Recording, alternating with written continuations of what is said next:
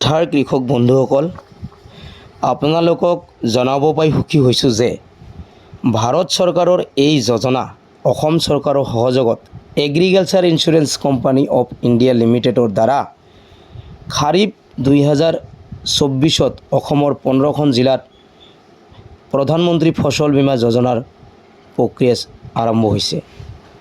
বীমা প্ৰক্ৰিয়া যে ধুবুৰী, দক্ষিণ হালমাৰা, কোকৰাঝাৰ, বঙাইগাঁও, গোৱালপাৰা, কামৰূপ গ্ৰাম্য, কামৰূপ মেট্ৰ, বাক্সা, দৰং, শোণিতপুৰ, বিশ্বনাথ, ধেমাজি, মৰিগাঁও, হাইলাকান্দি, ডিমা হাছাও পৰিচালিত কৰা হৈছে।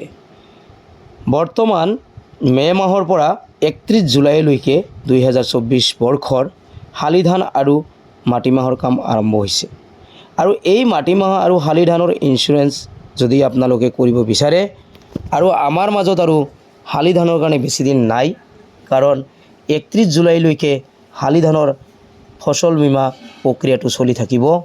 সেয়ে মই আপোনালোকলৈ বিনম্ৰ অনুৰোধ জনাইছোঁ যে যিসকলে প্ৰধানমন্ত্ৰী যিটো PM কিষাণ যিটো সন্মান নিধি আছে, এই PM কিষাণ সন্মান নিধিত যিসকলে অন্তৰ্ভুক্ত হৈ আছে, তেওঁলোকে অত্যন্তই প্ৰয়োজনীয় যে প্ৰধানমন্ত্ৰী ফচল বীমা যোজনাত অন্তৰ্ভুক্ত হ'ব লাগে।